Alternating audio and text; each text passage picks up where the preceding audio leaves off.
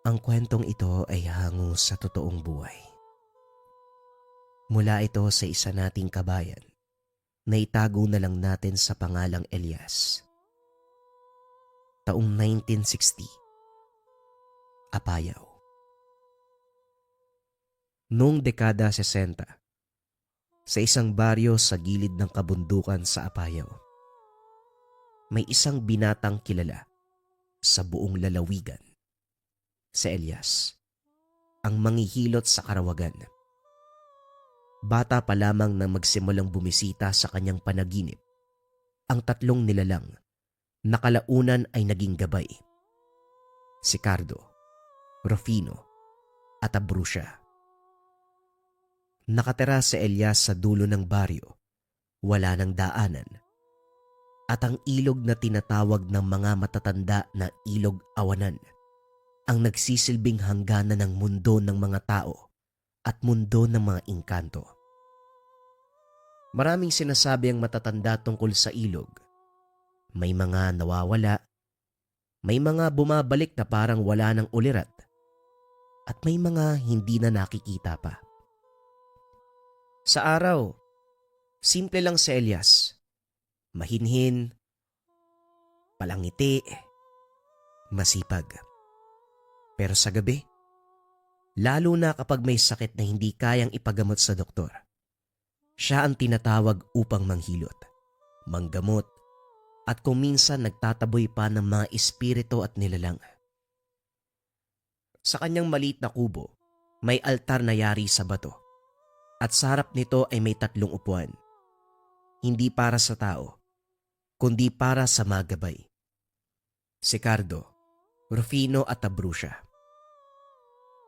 Hindi ko alam kung anong gagawin ko sa batang yun.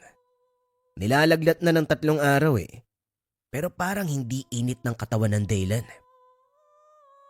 Wika ni Elias. Maaring kailangan mo ng dahon ng alagaw at langka. Malamang kinantiyan ng isang duwende na sumama ang kalooban. Wika ni Cardo. O baka naman mas masaya kung itapon na lang natin sa ilog.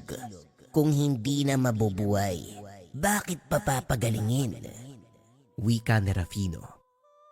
Rufino, huwag kang magsalita ng ganyan. Ang buhay ay may halaga. Elias, subukan mong hilutin habang nagdarasal. Hawakan mo ang tiyan. Pakiramdaman mo. Wika ni Abruzia. Palaging ganito ang gabi ni Elias. Nakikipag-usap sa mga gabay na hindi nakikita ng iba. Hindi natatakot. Sa tagal ng karanasan, alam niyang hindi siya nag-iisa.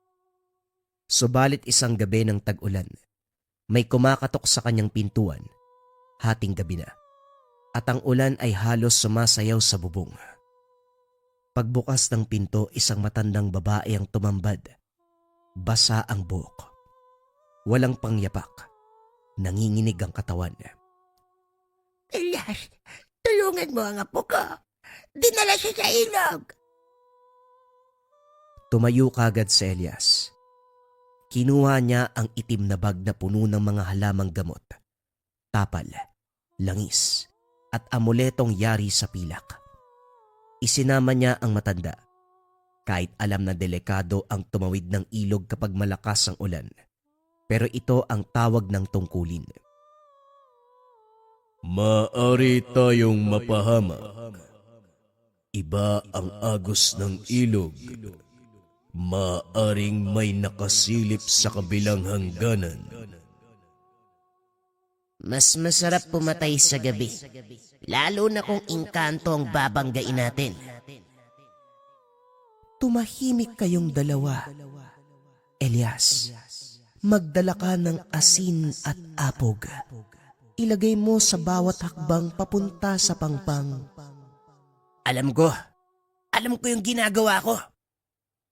Sa gitna ng dilim at ulan, tinahak nila ang daan papunta sa ilog. Sa kanyang kamay, bitbit niya ang asin at itim na kandila Hindi siya sigurado kung tao ba ang nagdala ng bata sa kabilang pampang o nilalang ng gubat. Pagdating nila sa gilid ng ilog, natigilan si Elias. Sa kabila ay may aninong nakatayo. Matangkad, payat at may mahabang buhok. Ang mga mata ay nangungusap na ang sinasabi ito ay hindi para sa inyo. Huwag kang magpadalos-dalos, Elias. Malakas ang isang yan. Pero kaya mo siyang linlangin kung may utak ka. Hindi mo masyadong kailangan ng lakas. Tumingin ka sa mga mata niya. Kung makakakita ka ng lungkot, may pag-asa. Anong ginagawa mo sa bata? Sumagot ang anino. Hindi sa bibig, kundi sa kanyang isipan. Isang boses na parang nagmumula sa ilalim ng tubig. Ang bata ay isinilang sa pagitan ng mundo. Isa siya sa amin. Ngunit inagaw niyo. Napakurap si Elias. Ngayon lang siya nakakita ng ganito. Hindi simpleng nilalang. Naramdaman niya ang takot ng mga gabay. Umalis ka na, Elias. Iwanan mo na ang batang yan. O hindi kaya naman palitan mo? Ialok mo ang sarili mo. Wag. Mag-isip ka. May paraan para makuha siya nang walang kapalit. Tumingin si Elias sa langit. Ang ulan ay tila huminto. Ang hangin ay tumigil. Kung ako ang dapat nakapalit, kunin mo ko. Pero ibalik mo ang bata. Lumapit ang anino ng dahan-dahan. Tila sinisipat si Elias. Hindi bilang kalaban, kundi bilang tagapagmana ng lihim. Tumingin ito sa likod niya, kung saan naroon ang mga gabay. Sa isang iglap na wala ito kasama ang bata. Sa lugar na ito, isang dahon ng banaba ang naiwan. Basa ng ulan at may marka ng 3 bilog. Isa para sa lakas, isa para sa dilim, at isa para sa liwanag. At mula ng gabing yun, nag-iba ang pakiramdam ni Elias. Parang may pumalit sa kanyang katawan. Parang ang mga gabay niya ay hindi na basta gabay. Kinabukasan, tila walang naganap na kababalaghan. Ang langit ay bughaw. Ang mga uwak ay bumalik sa kanilang mga pugad sa kawayan. At ang mga bata ay muling naliligo sa dulo ng sapa.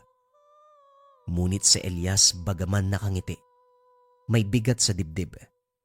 Hindi niya malimutan ang mukha ng nilalang kagabi. Ang mga mata na walang puti. At ang tinig na parang umuugong sa ilalim ng ilog. Nasa ilalim siya ng puno ng sampalok. Hinihilot ang likod ni Manggardo na matanda na sa pangangalabaw. Ang mga daliri ni Elias ay hindi basta humihimas. Tila sinasapul nito ang mga litid na may kinikimkim na kirot. Tahimik ang paligid, maliban sa tunog ng hangin na dumadaan sa tuyong damo. Elias, parang may bago kang iniisip. Hindi katulad ng dati. Ang mga kamay mo ay parang may gustong sabihin. Marami lang po ako sigurong iniisip ngayon, Manggardo. Napapaginipan ko po uli ang ilog. Matagal nakatahimikan ng sumunod. Napatingin si Manggardo sa kalayuan, kung saan tanaw ang asul na kurbada ng ilog. May mga bagay sa ilog na hindi na natin kailangan pang intindihin. Elias, minsan, mas mabuting wag alamin ang naroon sa kabila. Ngunit sa puso ni Elias, alam niya na hindi siya pwedeng magbulag-bulagan. Ang batang kinuha, ang aninong nakipag-usap sa isipan, ang simbolo ng 3 ilog. Lahat ng ito ay may ibig sabihin. Kaya ng gabing iyon, muling naupo sa harapan ng altar. Sa 3 upuang yari sa batong itim, tila may presensya na ding nag-aantay. Hindi pa huli para tumigil. Minsan, maaring umatras kahit ang pinakamalakas at matapang. O baka naman ayaw mong malaman ng totoo. Elias, baka takot ka lang. May mas malalim pa kaysa sa lalim ng tubig. Kung susulong ka, kailangan mong maging buo. Hindi lang ito basta ilog. Isa itong hangganan ng kamalayan at katotohanan. Kung hindi ka buo bilang tao, siguradong mapapahamak ka. Tahimik si Elias. Ngunit sa kanyang isipan gumuhit na ang pagpapasya. Kinabukasan pumunta siya sa bahay ng albularyo, si Berto, ang pinakamatandang manggagamot sa kanilang lalawigan. Hindi ito nakatira sa baryo, kundi sa paanan ng kabundukan. Bago pa man sumikat ang araw, tumawid na si Elias sa palayan. Dumaan sa masukal na gubat na puno ng bagras. Umakyat sa makitid na landas na hindi nadadaanan ng kariton. Ang hangin doon ay mabigat. Pagdating sa kubo ni Berto, amoy dahon ng saging na sinusunog. Sa bakuran may 6 na palayok na nakabaon sa lupa. At ang mga bubong ng bahay, may mga nakabitin na tuyong balat ng sawa. Mamberto, ako po to si Elias. Manghihilot mula sa Karawagan. Walang sumagot. Ngunit bigla na lang bumukas ang pinto. Doon nakatayo ang matandang kalbo. Puti ang mga mata. Ngunit nakangiti. Parang alam na ang sadya niya. Nakita mo na ano? Yung kabila. Yung hindi dapat makita. Hindi ko po sinasadya. Kinuha po ng ilog ang isang bata. Tila hindi siya basta engkanto. Parang anak ng 2 mundo. Tumango si Berto. Kinuha ang isang balat ng nyog at nilagyan ng langis. Tumingin siya sa langit at saka muling nagsalita. Ang tawag sa kanila ay sinaling lawin. Mga isinilang sa mundo ng tao. Pero may tugo ng taga-kabilang pangpang. Isa sila sa pinaka-pinoprotekta ng ilog. Pwede pa ba siyang mabawi? Pwede, pero may kapalit. Ano pong kabalit? Hindi ako pwedeng magpasya ng bagay na yan. Tanungin mo ang ilog. At doon sa ilalim ng malamlam na araw, inabot ni Berto ang isang dahon ng banaba na may 3 linya. Ang sabi niya, ito daw ang tatak ng mga bantay ng daan. 3 gabay na naglalakad sa tabi ng mga nilalang na lumalakad sa pagitan ng mundo. Ang 3 kasama mo, hindi sila basta anino. Sinaunang 3 ng mukha ng pagkatao. Bumalik si Elias sa baryo na may mabigat na iniisip. Sa paglalakad, napansin niya na tila nagbago ang paligid. Ang mga tao ay hindi nakatulad ng dati. Ang mga matatanda ay may iniilagang landas. Ang mga bata ay ayaw nang tumingin sa direksyon ng ilog. Parang may humahawak sa kanilang isipan. Nang gabing iyon, habang ang mundo ay mahimbing na tulog, muling lumapit si Elias sa ilog ng awanan. Bitbit ang dahon ng banaba at asin sa garapon. Pumasok siya sa gitna ng tubig, kung saan hindi naramdam ang lamig. Hindi na rin maririnig ang huni ng mga kuliglig. At doon sa gitna ng katahimikan, muling lumitaw ang nilalang. Ngayon hindi na ito anino. Isa na itong nilalang na may mukha ng tao. Ngunit ang balat ay yari sa putik ng ilog at ang buhok ay parang usok na kumikilos ayon sa ihip ng hangin. Bakit ka bumalik, Elias? Para kunin ang batang kinuha niyo. Inosente siya, kaya wag niyong idamay. Wala nang inosente sa pagitan ng 2 mundo. Muli niyang narinig ang boses na mga gabay. Ngunit sa pagkakataong ito, Hindi sila basta nagsasalita sa isipan. Para bang naroon na sila sa pisikal na mundo. Elias, kung lalaban ka, buuin ang kalooban. Ako ang magiging sandigan mo. At ako ang magtuturo kung sino ang dapat mong saktan. At ako ang huhubog ng iyong puso. Dahil sa dulo, ang puso ang huhusga. Ito ang pinakamalakas. Hinawakan ni Elias ang dahon ng banaba. Itinaas sa harapan ng nilalang at sa hindi maipaliwanag na paraan, nagsimulang lumiwanag ang tubig sa kanyang panan. Parang sinisipsip ng ilog ang liwanag. Pinapapasok ang mga alon sa pagitan ng mundo. Ibalik mo ang bata. Ibigay mo sa akin ang daan papunta sa kanya. Biglang pumutok ang liwanag. Tumigil ang hangin. Tumigil ang tubig. Sa loob ng ilang segundo lumitaw ang isang landas. Makitid, basa at umaalon. Patungo sa kabilang pampang. Ngunit hindi basta lupa ang nakikita niya. Ang daan ay tila hinabi sa panaginip. Ang mga puno ay puti. Ang langit ay pula. At ang ilog ay lumulutang sa ere. Narinig niyang nagsalita si Abruzia. Elias, huwag kang lilingon kapag tumawid ka. Kahit anong marinig, kahit anong maramdaman, huwag kang lilingon sa likuran. Dahan-dahang umapak sa Elias sa unang hakbang ng lumulutang na landas. Bawat hakbang ay tila may sariling tibok. Parang buhay ang mismong daanan. Ang mga paa niya ay nababalot ng malamig na hamog. At sa paligid, wala nang tunog. Hindi marinig ang sarili niyang paghinga. Sa gilid ng paningin, gumagalaw ang mga punong parang usok. May hugis tao, may hugis hayop. Ngunit lahat ay naglalakad patalikod. Ang ulap sa langit ay pabilog. Paikot-ikot at sa kanyang ibabaw, tila may mga mata na hindi tumitigil sa pagmamasid. Lumunok si Elias. Sa bawat hakbang ay tila mas bumibigat ang hangin. Hindi alam kung gaano na siya kalayo.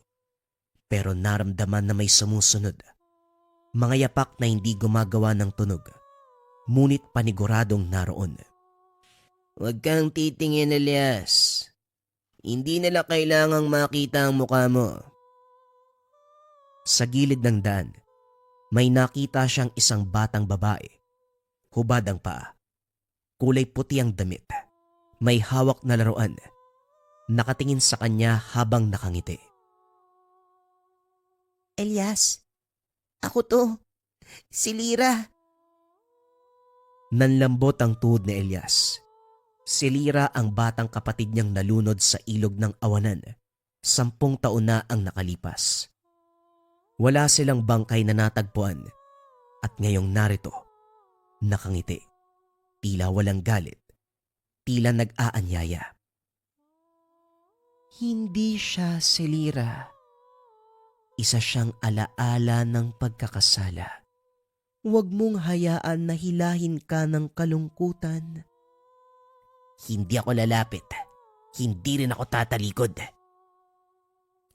Dumaan siya sa tabi ng bata at ang hangin ay parang lumamig nang marinig ang hikbi nito. Ngunit hindi siya lumingon. Tanda niya ang bili na Abruzia. Ang himbing na ang lumingon ay maaaring hindi na makabalik sa tunay na mundo. Pagdating niya sa gitna ng landas, may isang nilalang ang umarang. Isang matandang lalaki. Payat. May mahabang balbas. Ang mga mata ay walang itim. Nakasuot ng balabal na yari sa tinik at dahon. Ibibigay mo ba ang iyong pangalan? Hindi. Kung gayon, hindi ka makakapasok. Naramdaman ni Elias ang bigat ng paligid. Parang lahat ng anino ay dahan-dahang lumalapit.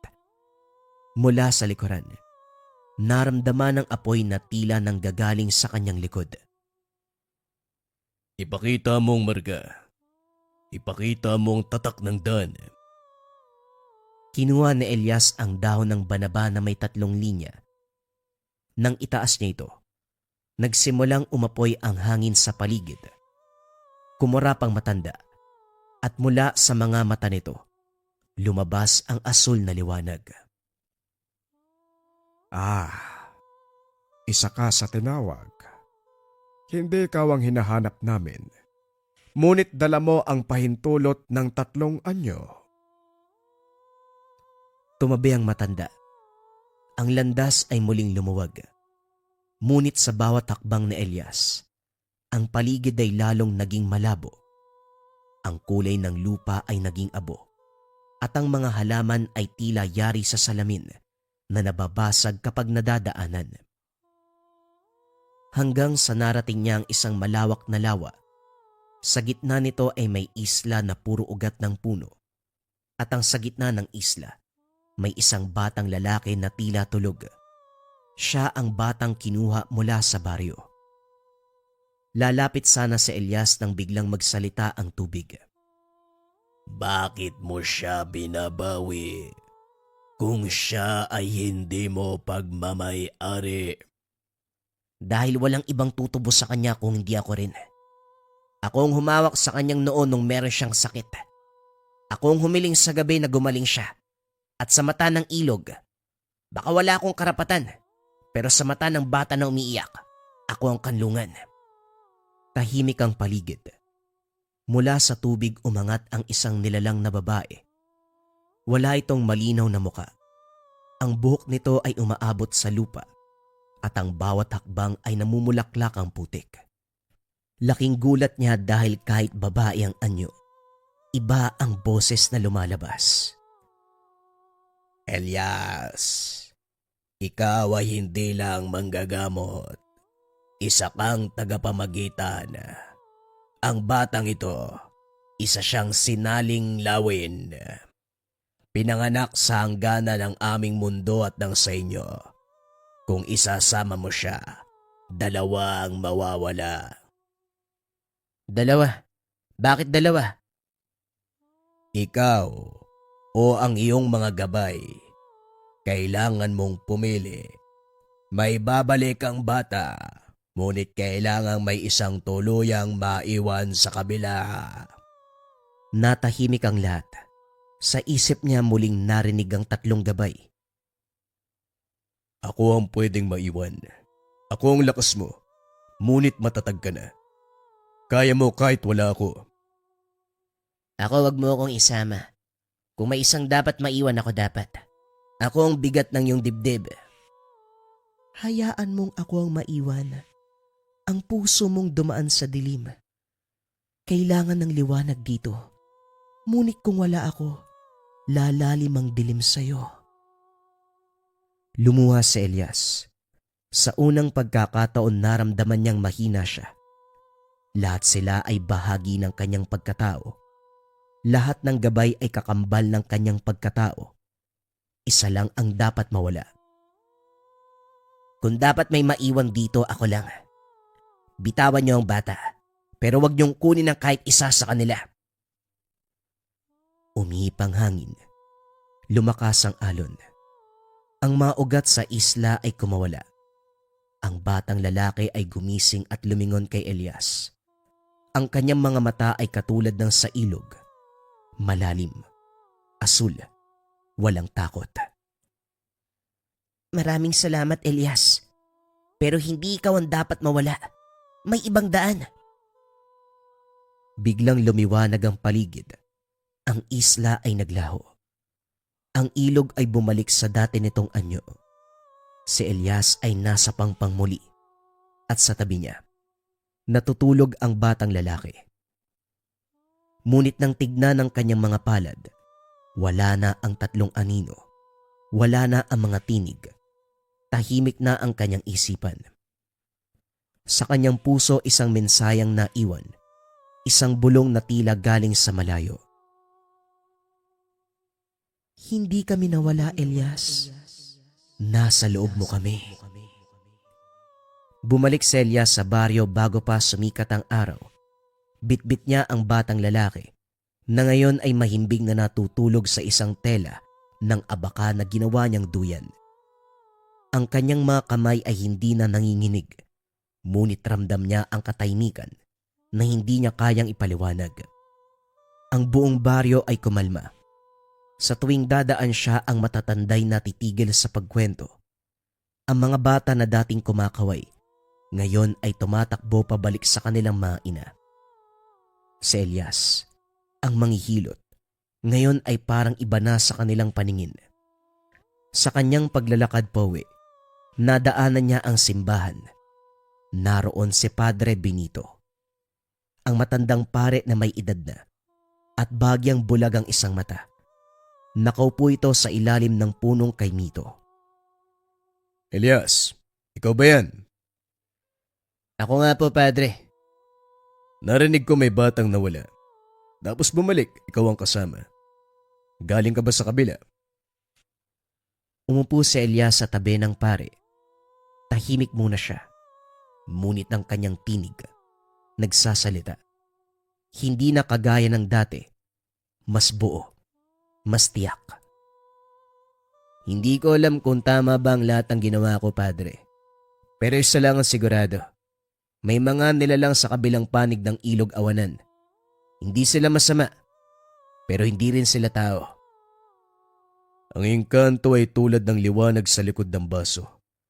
Nakikita mo sila, pero hindi mo lubusan na maaabot. Bihira ang nakakatawid, bihira din ang nakakabalik. Tinignan ni Elias ang palad. Dati parang naroon pa ang lakas ni Cardo, ang bulong ni Rufino, at ang pagyakap ni Abruzia. Ngayon ay wala na silang tinig. Ngunit sa puso niya, alam niya na hindi sila tuluyang nawala. Dati may 3 gabay akong kasama. Hindi sila basta espiritu. Sila ang lakas ko sa tuwing nagkakaroon ng sakit at tumutulong sa iba. Sila ang konsensya ko sa tuwing naguguluhan. Sila ang nagpapatahan kapag may pagod. Sila ang katuwang sa pagsisilbi sa kapwa.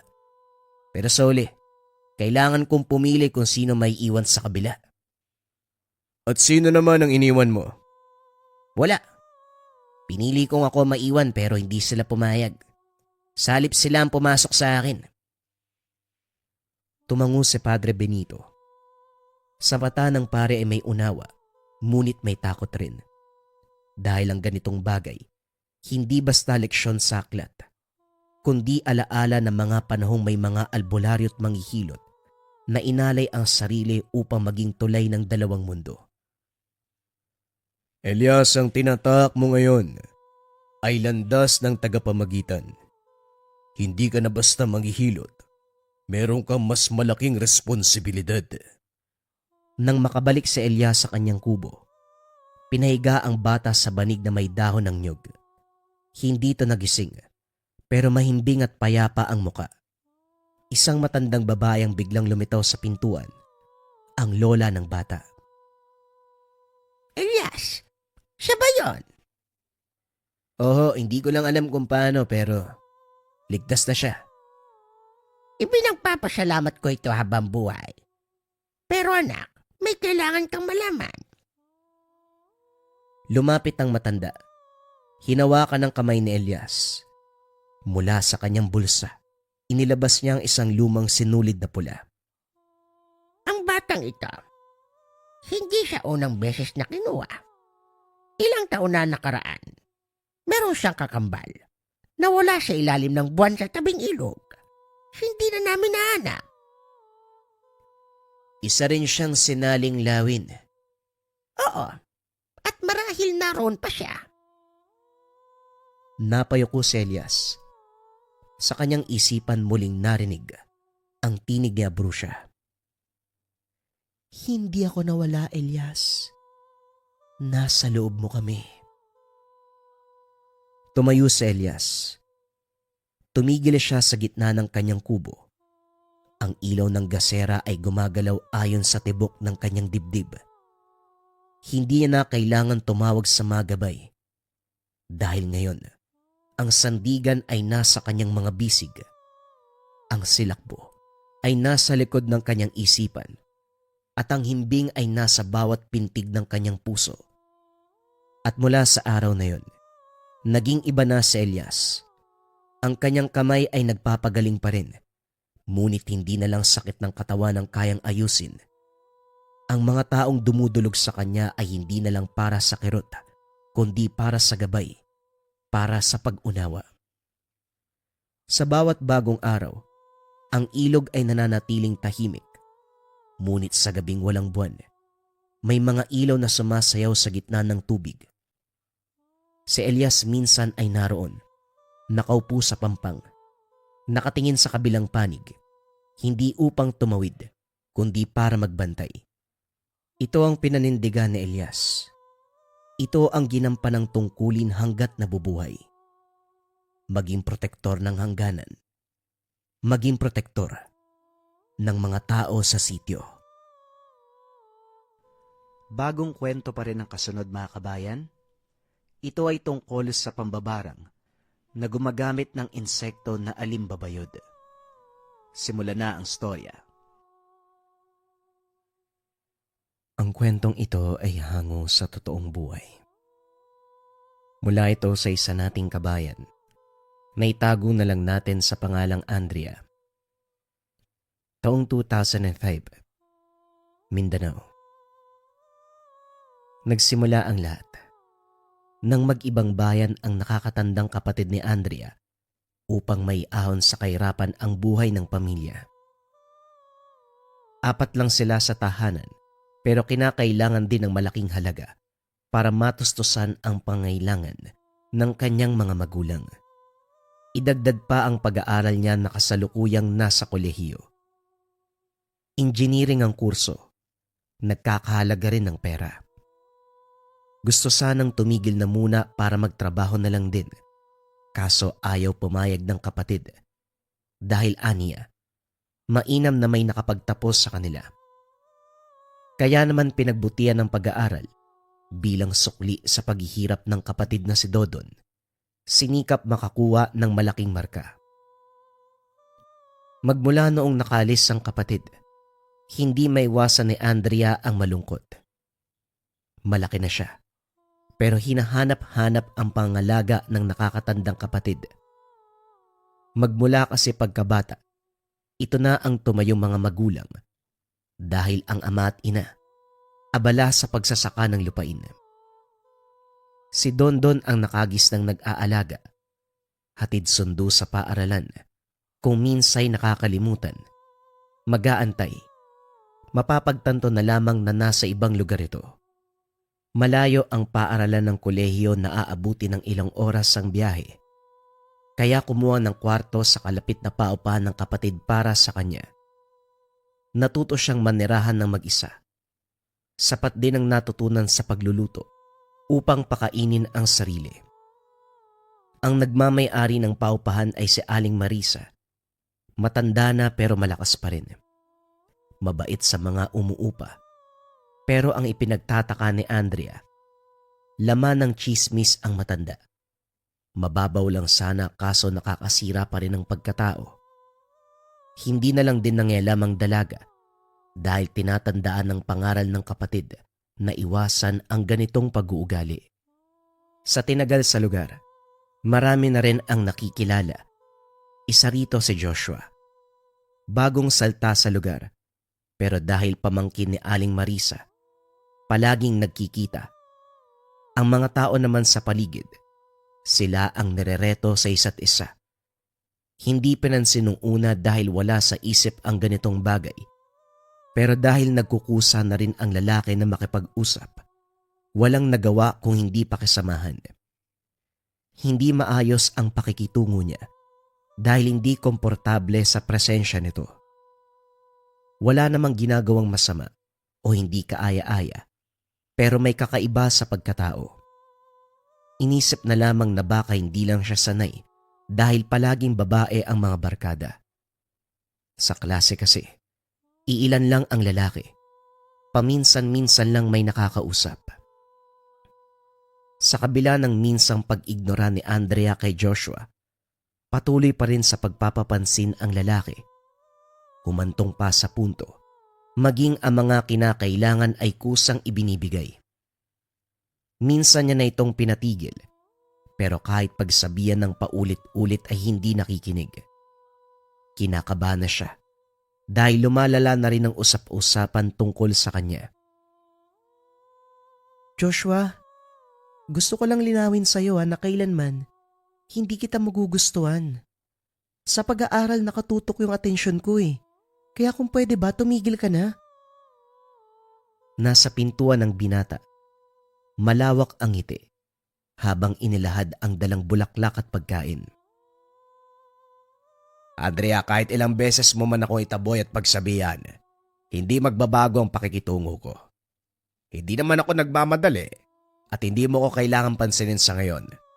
Ang sa akin lang, hayaan mo ko iparamdam sa iyo ang pagmamahal ko. Napabuntong hininga si Andrea. Napilitang tanggapin ang alay ng binata. Hindi sa kagustuhan, ayaw lang maging bastos. Lumipas ang mga araw, ganun pa rin ang sitwasyon. Minsan nag-aabang sa labas ng eskwelahan si Joshua. Sinasabayan sa pag-uwi ang dalaga. Umiiwas siya dahil natatakot mahulog ang loob.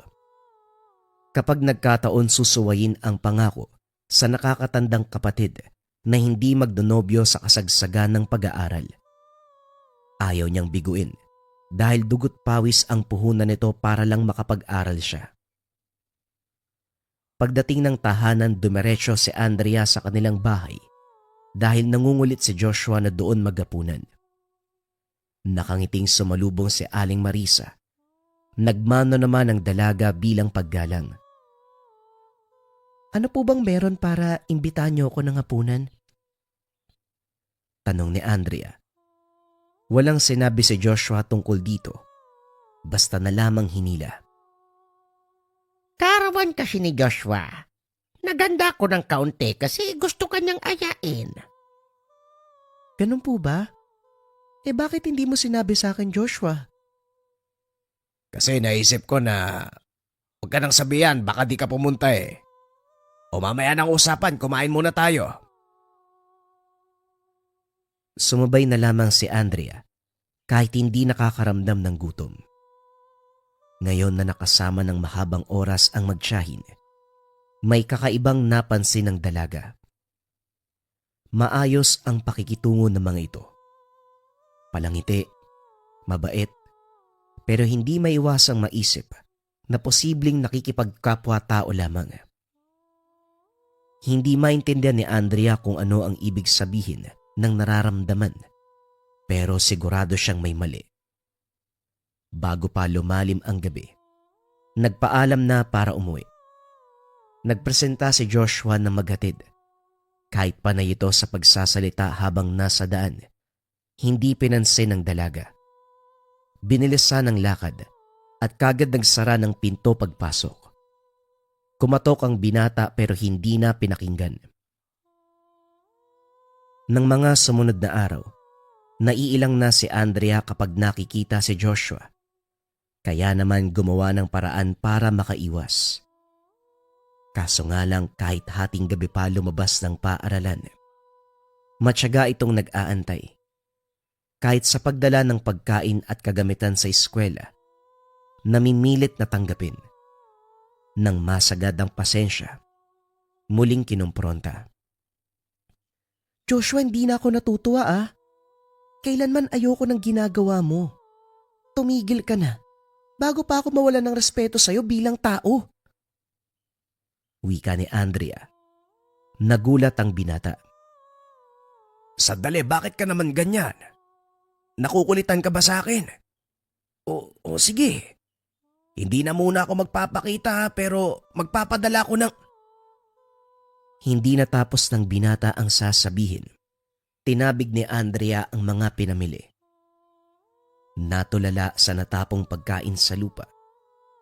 Nang mag-angat ng tingin sa babae, mababakas ang kakaibang emosyon sa mga mata. Gayon pa man ay ngumiti pa rin. tumigil ka na, pakiusap lang. Tumigil ka na. Kung gusto mo talagang magkanobya, marami namang ibang babae dyan, wag ako Joshua. O sige Andrea, pero sana hindi ka magsisi sa ginawa mo. Ang babaeng huling nagtaboy sa akin, hindi kinaya ang sakit na naramdaman. Binaliwala ni Andrea ang sinabi nito. Pinagsara ng pintuan. Marami pang sinabi ang lalaki pero hindi na talaga pinakinggan. Nakahinga ang dalaga nang tumigil si Joshua sa panliligaw. Naging payapa, matiwasay ang takbo ng buhay sa araw-araw. Tutok sa pag-aaral dahil nalalapit na ang pagsusulit. Sa kabila ng pagod, natuwa ng dumalaw ang nakakatandang kapatid na si Dondon. Binigyan ito ng 2 araw na pahinga sa trabaho. Unang dinaanan ang mga magulang na naiwan sa kabilang bayan. Nang masiguradong maayos sila, dumiretso sa inuupahan ni Andrea upang mangamusta. Ilang buwan lang tayong hindi nagkita pero ang laki mo na. Mabuti naman inaalagaan mo ang sarili mo. O siya, may pinamili kong pagkain at mga damit. Hindi ko lang alam kung tama ba yan ha. Nagtanong ako sa mga tendero yan daw ang bagay. Siguro naman kakasya pa yan. Hindi ka naman tumaba Natutuwa siyang pinagmasdan ang nakababatang kapatid. Hindi pa gaanong matagal mula nung magkahiwalay. Pero sabik na muling makasama. Ngayon na nagkita, hindi maiwasang maluha habang pinagmamasdan. Ayan siya, iiyak na naman. Tumigil ka nga, ang pangit mo lalo Wika ni Andrea habang isa-isang tinitignan ang pasalubong ng kapatid. Sino ba kasi ang hindi maiiyak kung makikita kitang ganito? Ilang buwan na tayong nagkalayo. Nasanay ako magkasama tayo. Nga pala sina nanay at tatay. Pinatingin ko sa doktor kahapon ang sabi, may pagbabago na sa kondisyon. Bumuti ang kalagayan. Binilan ko ng gamot hanggang sa araw na makabalik ako. May konti ditong gamot pampalakas ng pangangatawan. Bagay yan sa'yo, inumin mo. Ayos Mahal na mahal ako ng kuya ko Huwag kang mag-alala. Kapag nakatapos ako kuya, hindi mo na kailangan magtrabaho sa malayo. Ako na ang bubuhay sa pamilya natin. Hoy, first year college ka pa lang. Pagbutihin mo ang pag-aaral. At saka na tayo mangarap. Hindi madali magtrabaho at para alam mo, kahit makapagtapos ka, ako pa rin ang bubuhay sa atin dahil ako ang panganay. Kahit kailan bata mo pa rin akong tinuturing Kuya, matanda na ako Unti-unti ko nang natututunan yung galaw ng mundo at realidad. Sa ayaw at sa gusto mo, tutulong ako pagdating ng araw. O sige, ikaw ang bahala kung ayaw mo magpatalo. O siya, mabuti pang itabi mo muna yung mga pinamili ko dahil manghiram ako ng papag. Magpapahinga sandali dahil mamaya luluwas na ako ng kabilang bayan para magtrabaho. Hinayaan ni Andrea ang kapatid na matulog. Halata rin sa katawan nito ang pagod. Habang maimbing, siya naman ay inayos ang mga pasalubong. Inatupag ang paggawa ng proyekto. Makalipas ang ilang sandali, naramdaman ni Andrea ang matinding pagtuyo ng lalamunan. Hindi rin nakaligtas ang paggalaw ng kung ano sa loob ng tiyan. Hindi to senyales ng pagkagutom. Dali-daling hinalungkat ang mga gamit at naganap ng tableta. Sa kabutihang palad ay meron naman. Makaraan ng ilang minuto, bumuti ang kalagayan. Pagsapit ng dilim, nagpaalam si Dondon. Hindi na siya nagpatid kay Andrea kahit nagpupumilit ito. Saktong kakalabas lang ng bakuran sa inuupahan. Sumalubong ang isang matandang babae. Nakatitig at panay ang pagsulyap sa bintana ng kwarto ni Andrea. Hindi pinalampas ng binata. Kagad nagtanong kung may problema o wala. Magandang gabi po sa inyo, Manang. May tutulong po ba ako? Panay kasi kayo sa pagtitig At saka nakatingin din sa inuupahang kwarto ng kapatid ko. Napalitan ng gulat ang reaksyon ni Aling Marisa. Kagad humingi ng paumanhin. Pasensya ka na. Akala ko kasi nobyo ka ni Andrea. Kaninang umaga ka pa dumating tapos ngayong gabi lumabas. Magkapatid pala kayo. Pasensya na talaga. Ako pala si Aling Marisa. May-ari ng paupahan. Oo, natatandaan kita. Ikaw pala yung naghahanap ng mauupahan para sa estudyante. Katiwala ko kasi yung nakausap mo noon. Pasensya na rin po kayo, medyo pangit ang tono ko ha. Akala ko kasi may problema eh. Dinalaw ko lang po si Andrea kahit nasa bastong edad na yan. Kailangan pa rin ng gabay. Tama ka naman. Kaya nga, ako kahit may-ari lang, tinitignan-tignan ko yan. Hindi lang si Andrea lahat sila. Mahirap na sa panahon ngayon. Maraming pangyayari na hindi mo magugustuhan. Lalo pa sa kapatid mo babae. Pero huwag kang mag-alala. Dahil araw-araw kong tinitignan ng mga yan, hindi lang kita napansin kanina eh. Pasensya na po ha. Hindi ko kasi alam na may ganyang patakaran. Kailangan palang magpapaalam muna sa may-ari. Sa susunod po, hindi ko kakalimutang dumaan sa inyo. Ayos lang iha. Sige na, mukhang malayo pa ang lalakbayin mo. Habang lumalayo panay ang lingon ng binata, hindi maiwasang magtaka dahil kakaiba ang tingin ng matanda. Kahit nang humingiti at magaan ang tono, mahihimigan at mahihimigan pa rin. Hindi na lang din inisip dahil malayo pa ang biyahe. Nang mga sumunod na araw nagulat na lamang si Andrea dahil nangangate ang kaliwang talampakan. Hindi na maayos ang paglakad dahil sasakit kapag inaapak. Nagpatingin sa kalapit na klinika. Simpleng allergy lang ang sabi ng doktor. Binigyan siya ng gamot. Nang tumagal hindi na simpleng pangangati. Nagkasugat, kumikirot, at ang nakakagulat ay may lumalabas na insekto. Kulay pula, pero hindi alam ni Andrea kung anong uri. Kinakabahan pero inisip na baka dumikit lamang ito sa sugat matapos maapakan kung saan. Patuloy na ginamot ng pamahid na bigay ng doktor.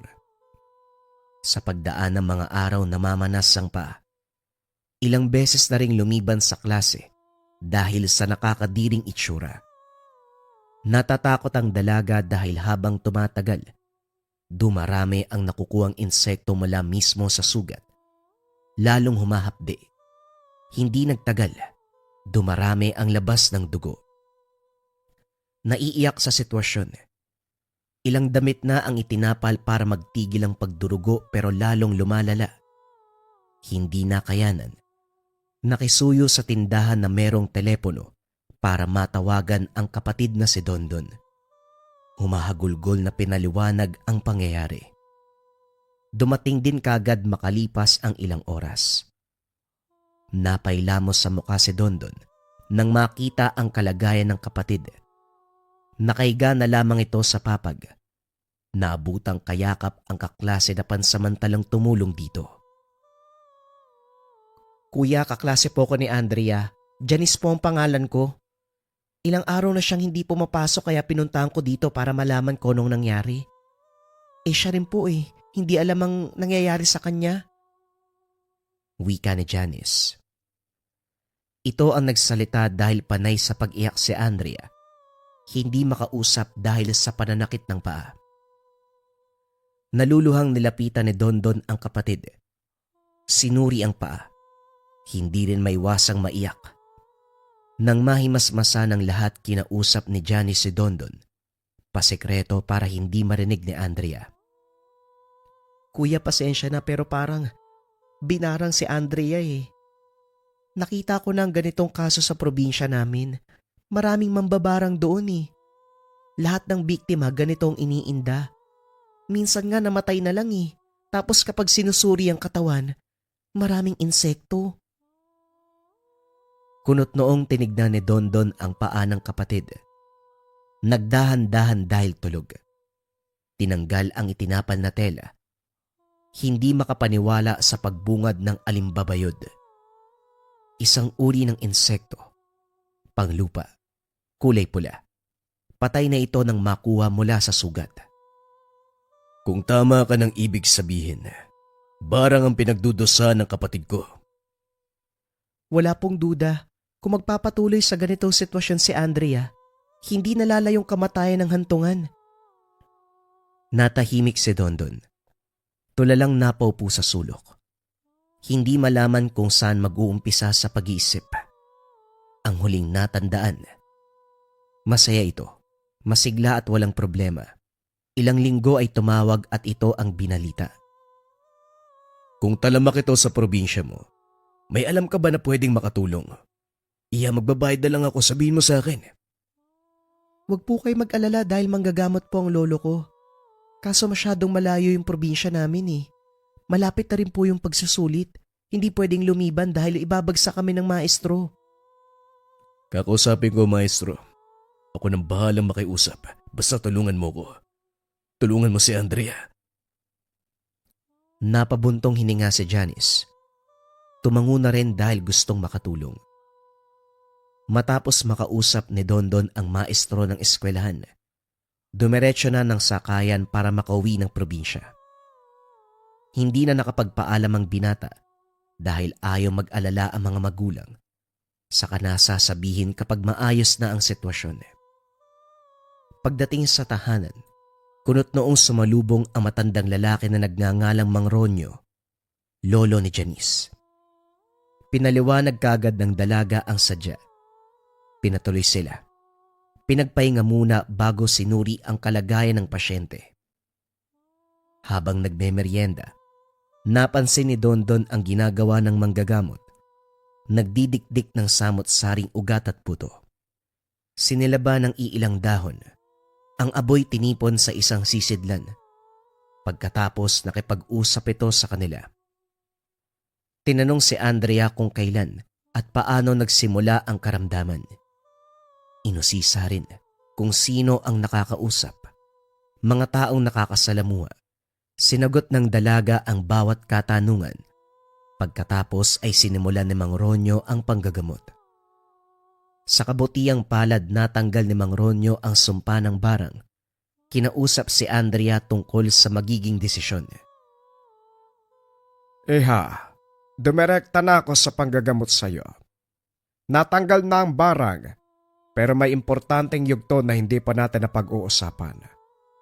Ang ganitong usapin kasi, hindi basta-basta papatawarin ng taong nagpahamak sa'yo. Kaya itatanong ko kung gusto mo bang ibalik sa tao ang sumpa para siya naman ang magdusa o hahayaan mo na lang. Hayaan na lang po. Ang importante sa akin gumaling na ako. Napatitig si Dondon sa kapatid. Kamot ulong napabuntong hininga. Hindi na sana siya magtataka dahil likas dito ang pagiging mabuti. Kaso ibang usapan ang sitwasyon ngayon. Kaya naman siya na ang nagsalita. Manong, ibalik niyo sa mambabarang ang sumpa. Siguraduhin doble ang paghihirap. Kuya, hindi na kailangan. Natanggal naman ni Manong ang sumpa. Yun ang mahalaga. Andrea, hindi direktang kasalanan ng maging masama minsan. Ang punto rito, turuan ang leksyon ng mambabarang. Hindi nga natin siya kilala, pero tignan mo ang ginawa sa'yo. Halos patayin ka niya. Mang Ronyo, ibalik mo ang sumpa para malaman ng peste niyo ng paghihirap na ginawa niya sa kapatid ko. Iho, nasa biktima kasi mismo ang pagpapasya. Mas matimbang sa gagawin kong ritual ang pagbabalik barang ang salita niya. Kung sinabing ayaw, walang bisa. Iha, yan ba talaga ang pagpapasya mo? Opo, Manong Ronyo. Hindi naman po ibig sabihin na kapag may ginawang masama sa kapwa, dapat pagdusahan din nila yun eh. Malay po natin nagkamali lang yung biktima. Nakakatawa ka, Iha. Alam mo kailanman hindi nagkamali ang mga mambabarang. Lalo na sa kaso mo. Eksakto at buong pangalan ang kailangan para tumalabang sumpa. Duda ko nagkamali. Pero kung yan ang pagpapasya mo, sige. Ano pa nga bang magagawa ko? Pinagpahinga muna sila ng ilang araw sa tahanan ng manggagamot. Lumuwas din kaagad ng nasa kondisyon na ang lahat. Pansamantala ring munang tumigil sa pagtatrabaho si Dondon para mabantayan ng kapatid. Bumalik na ito sa pag-aaral. Siya naman ay nanatili sa paupahan para maganda ng gawaing bahay. Hatid sundo si Andrea sa paaralan. Nang maalala ang matandang babae na siyang may-ari ng paupahan, nagtaka si Dondon dahil hindi na ito nakikita. Hindi lang siya, maging ang ibang tenants. Ang sabi ng isang estudyante, nakasalubong niyang nagmamadali. Maraming bitbit na gamit, nagpatid ng terminal. Inisip na lamang na baka may aasikasuhin. Ibang tao na rin ang nangongolekta ng upa. Bagong trabahante ni Aling Marisa.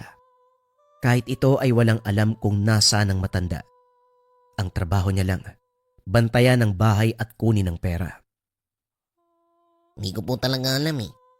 Nagkasalubong kami sa daan tapos bigla akong binayaran ng sabi ako munang bahala dito. Babalik siya kapag maayos na ang problema sa kanila. Hindi ko rin alam kung totoo ba eh.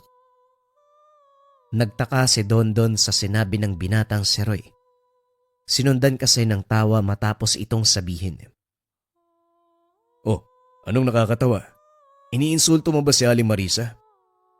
Pasensya na po pero sinungaling ang matandang yun. Lumad ang pamilya ko rito. Sa tinagal namin, kilala ko ang bawat tao sa lugar. Kabilang na si Aling Marisa. Wala akong tiwala dyan. At para po sa kalaman nyo, laman ng chismis kasi napakasinungaling talaga. Ewan ko para may diferensya yata sa utak yan eh. Nagyayabang paminsan. Kung hindi lang nag-abot ng suhol, hindi ko tatanggapin yan eh, yung pagbabantay. Napabuntong hininga si Dondon. Nagpaalam sa binata at dumiretso ng daan para sunduin ng kapatid. Habang nag-aantay sa paaralan, napasulyap sa kalye kung saan nakatayo ang isang tao. Hindi mamukaan dahil may kadiliman sa bahaging iyon, pero batay sa hugis ng katawan. Isang babae. Nawala din makaraan ng ilang sandali. Kaso nang lumabas si Andrea, umiiyak itong nagsumbong tungkol sa paa.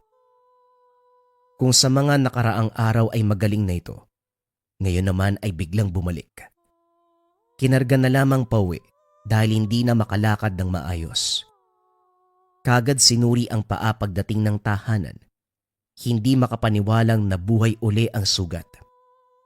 Sa puntong ito kusang nauhulog ang mga alimbabayod. Dali-daling pinuntahan si Janice. Ito ang tumingin at sinabing binalik ng mambabarang ang sumpa. May pasyenteng ganito si Lolo noon eh. Ayaw kasing gantian ng mambabarang. Nagpakampante kaya biniktima uli. Nasisi ni Dondon ang kapatid dahil sa pagiging mabuti. Kung sana'y ginantian kagad ang mambabarang, hindi na mauulit pa ang pagdurusa. Masyadong mahaba ang biyahe. Hirap na ring makasakay dahil sa ingay ni Andrea. Hindi kayang pigilan ang pagdaing sa pananakit ng paa. Nandidiri na rin ang ibang pasahero, kung kaya't napilitang bumaba dahil gayon din ang driver. Sa kabutiang palad nakarating pa rin sila sa tahanan. Napailing si Mang Ronyo nang makita ang kalagayan ng dalaga. Kagad inagapan ng sugat at saka isinagawa ang ritual para sa pagtawag ng espiritual na kamalayan ng mismong mambabarang. Matapos ang ilang sandali ay sumapi ito sa katawan ni Andrea. Nawalan ng malay ang dalaga. Nang mabalik sa ulirat, ibang tao na ang nakakausap. Inihanda ni Mang Ronyo ang palito ng posporo. Nang hindi sumagot sa unang tanong, dahan-dahang tinusok ang daliri gamit ito. Dumaing ang sumapi. Sinuri kita nung nakaraang araw pero ang hirap mong hagilapin. Ngayong napasa ilalim ka na ng ritual, hindi ako magdadalawang isip na patayin ka kung sakaling ayaw mong makipagtulungan. Sagutin mo ang tanong ko, anong dahilan para barangin ang dalagang ito? Hindi sumasagot. Kahit halos bumao na ang palito sa balat ay ayaw pa ring magsalita. Inihipan ng orasyon ni Mang Ronyo, subalit nagmamatigas pa rin ang mambabarang. Dumaing ng dumaing, pero hindi sumasagot. Napabuntong hininga. Pagkatapos ay hinigpitan ng pagpaparusa. 3 palito ang sinindihan. Ang upos nito ay tinutusok sa daliri ng pasyente. Sinasabayan ng dasal, kung kaya't umaalingaw-ngaw ang daing ng mambabarang. Sa puntong ito ay nagsalita na. Tama na, Oda. Sasagot na ako. Magkakilala kami ng dalagang to. Niligawan siya ng pamangkin ko pero hindi sinagot. Bilang ganti sa pambabaliwala sa pagmamahal na inalay, naisip kong barangin. Hindi mo rin masisisi ang pamangkin ko kung bakit niya nagawa. Masyadong mahirap paibigin ang babaeng to. Natahimik nang biglang sumingit si Dondon. Hinampas ang mesa para maagaw ang atensyon. Akma sana itong lalapit, pero sinenyasan ni Mang Ronyo na wag. Hinila siya palayo ni Janice upang hindi mabulabog ang ritual. Ang tanong ko lang naman, kung sino, at simpleng sagot lang kung bakit sinumpa ang dalaga. Hindi ko kailanman binanggit na pwede mong laitin ang pasyente ko. Wika ni Mang Ronyo, paulit-ulit nagkarga ng parusa hanggang sa muling nagsalita ang mambabarang. Marisa ang pangalan ko, Oda. Tatagalin ko ang sumpa. Hindi ko na siya gagalawin pakiusap. Hindi ko na. Tanggalin mo muna ang barang bago kita pakawalan. Wala akong tiwala sa iyo eh. Ginamot ko na ang dalaga pero inulit mo ang pambabarang. Walang nagawa si Aling Marisa kundi tanggalin ang sumpa. Inantay ni Mang Ronyo ang senyales nito at nang makitang sugatan ng paa, dahan-dahang pinakawala ng mambabarang pero hindi nangangahulugan na tuluyan itong makakalaya. Humiwalay ang sapi sa katawan ng dalaga pero si Aling Marisa sa kabilang banda sinusuka ang sariling pambabarang. Hindi mabilang ang alimbabayod. Natataranta ang pamangkin na si Joshua. Dali-daling tinulungan ng Shahin pero kahit anong gamot ang ibigay, walang tigil sa pagsusuka ng insekto. Hindi nagtagal ay binawian ng buhay ang matanda. Nakahinga si Dondon nang makitang bumuti ang kalagayan ng kapatid. Inuwi ito sa tahanan. Doon na nagpahinga. Sumaktong bakasyon na ng paaralan. Sa paglipas sa mga araw tuluyang gumaling si Andrea. Sa nangyari, napaisip sa mga sinabi ni Joshua ang pambabarang sa kanya. Hindi na ito sinabi pa sa kapatid upang hindi na lumaki ang gulo, pero nag-iwan ito ng matinding alaala sa kanyang isipan, kaya naging maingat ang dalaga. Lahat ng ibinigay sa kanya na pangontra, lahat ng bili ng manggagamot ay sinunod. Upang hindi na makapitan pa ng sumpa ng mambabarang, ang insektong ginagamit nito na alimbabayod. Nung una mga kabayan, parang sobrang hirap maniwala patungkol dito sa bisa ng gabay medalyon. Etong suot-suot ko. Eto kasing gabay medalyon mga kabayan, ang bisa nito ay pampaswerte at gabay sa career, health, love life, and finance. Yung 4 na aspeto ng buhay.